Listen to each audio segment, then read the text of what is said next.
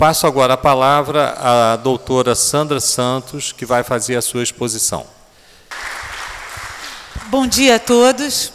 Eu queria dizer da nossa imensa alegria de estar acolhendo o 9º seminário na luta contra o neoliberalismo e dizer que essa escola, que é centenária, é exemplo de um serviço público, que é a educação pública do Rio de Janeiro.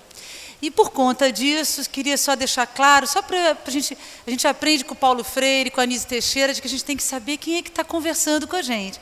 Então eu gostaria de saber quem é aluno aqui do ISERJ presente hoje nesse encontro, por gentileza. Que maravilha!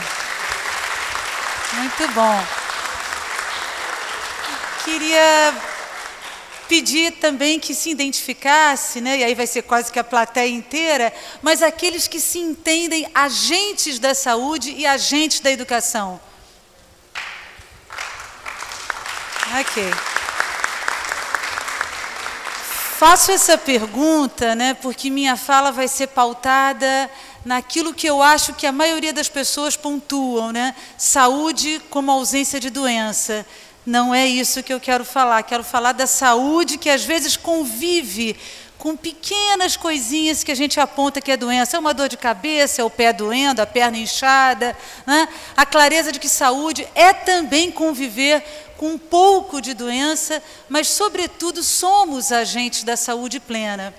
E aí, vou pedir para que o deputado Paulo Ramos venha se sentar aqui à mesa, por gentileza, aqui nessa cadeirinha, deputado. E vou explicar por quê. E vou pedir licença também para falar de pé, só porque fico na necessidade de poder olhar a todos, aqui é complicado, né?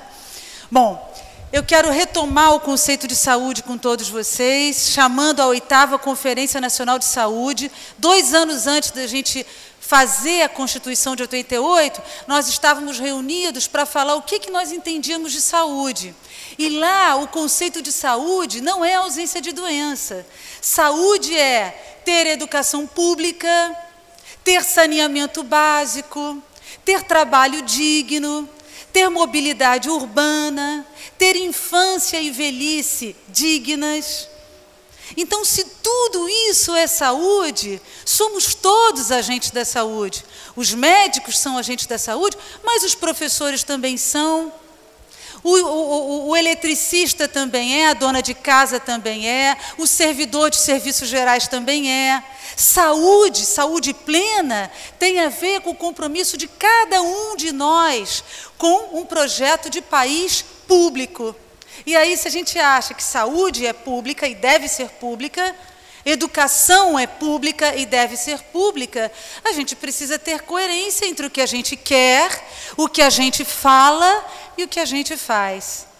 E aí eu falo com muita tranquilidade, porque sou servidora pública há 29 anos nesta casa, que é um aparelho público, e que toda hora a gente recebe um convite para ela deixar mais ou menos de deixar de ser pública, ter um pouco de serviços privados, né? A gente tenta resistir, mas vamos lá, hoje quem faz os serviços gerais da nossa escola é a Facility, e isso não é serviço público.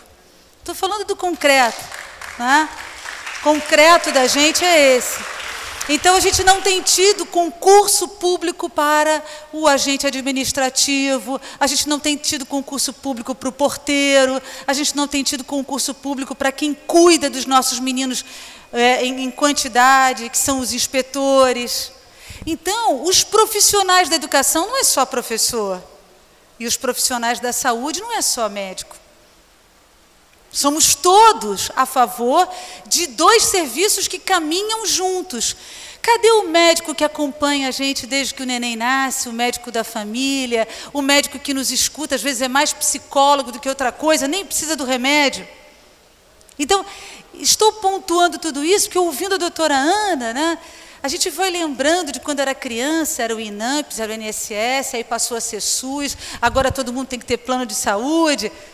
E quero, então, justificar a vocês, nem precisava, mas se alguém disser assim, a professora Sandra Santos, diretora-geral do ISERJ há 7 anos, está fazendo campanha. Não, eu não estou fazendo campanha. Eu só estou lembrando que na hora do voto, a gente tem que votar em quem está todos os dias com a gente, e não quem de vez em quando lembra de nós. Então é aquilo, estou falando de quem tem obrigação de nos ouvir, tem que nos ouvir, tem que nos atender. Por isso que eu pedi a presença do deputado Paulo Ramos aqui, né, porque as pessoas reconhecem, ele é muito bom, ele é maravilhoso, ele luta. Luta por quem? Pelo agente do serviço público. Lógico que nós estamos em crise do capital, é óbvio, né? Quando a gente vê uma reedição, Rússia e Estados Unidos, com a Ucrânia no meio, quando a gente vê Israel e a morte de várias crianças, várias creches e escolas na Palestina, a gente vê que está a crise do capital, é óbvio que a gente vê. Mas como é que fica o BRICS diante disso? Brasil, Índia, China, qual é o papel de todos esses que estão se instituindo? É ficar calado diante de tudo isso? Como é que a gente se coloca? Quem é BRICS? Somos nós. BRICS não é a letrinha, não. Se eu sou brasileira, eu faço parte do BRICS. Não é uma coisa genérica. E o que a gente vai fazer com tudo isso? É uma provocação para a gente estar aqui pensando com os jovens professores que estão se formando, com os agentes que usam os serviços públicos? Mas na hora do voto, a gente tem que ter clareza que não é a presidente que muda, é o processo, é o coletivo, somos todos nós. Quando não vamos para a fila dupla, quando não queremos interromper algum processo para ter alguma benesse para nós. Não se combate corrupção só em nível macro, se combate no cotidiano. É estar aqui hoje, num lindo dia de sábado de primavera, reunidos para pensar um outro projeto, que não vai se dar de um dia para a noite, é um processo histórico. Por isso que eu pedi para dividir os meus 20 minutos, ainda que seja mais minutos para mim, eu peço desculpas, com o Paulo Ramos. Por quê? Eu tenho certeza que muitos aqui da plateia já foram ao mandato Paulo Ramos quando estava com o seu serviço público sendo destroçado. Esta escola aqui já foi lá no mandato, quando foi proposto a nós que virasse Casa do Educador, que o mundo capital privado poderia dar as condições que foram tirando da gente. Climatização, chão lustroso, paredes sempre muito bem pintadas. Com certeza, quando chegam aqui, as ex-normalistas falam com tristeza para mim, professora, o Instituto já não é aquele dos anos dourados.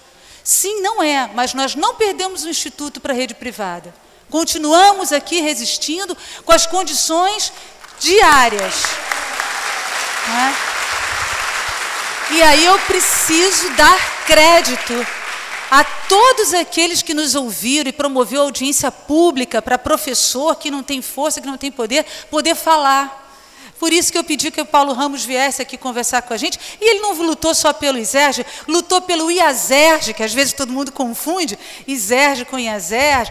Lutou por várias e várias instituições e falo dessa coerência. E, finalmente, só para não deixar que ninguém saia daqui sem essa clareza, o Instituto não é só anos dourados.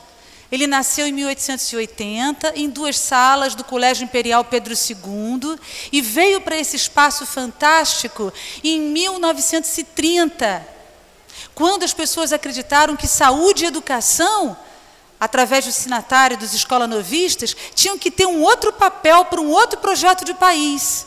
E aí nós já formávamos professores dos miúdos no ensino superior. Era uma proposta anisiana, Anísio Teixeira. E essa história a gente às vezes esquece. Então, minha fala é mesmo apaixonada. Quero dizer para vocês que eu amo a minha profissão, sou professora, nunca deixei de ser.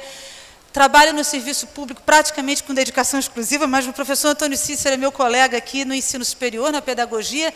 Estamos na luta para que o nosso sindicato continue de todos os profissionais e que o espaço público seja feito por todos nós. Eu não vou me alongar muito, né? Porque eu acho que a riqueza está nas perguntas também. Tem permissão também?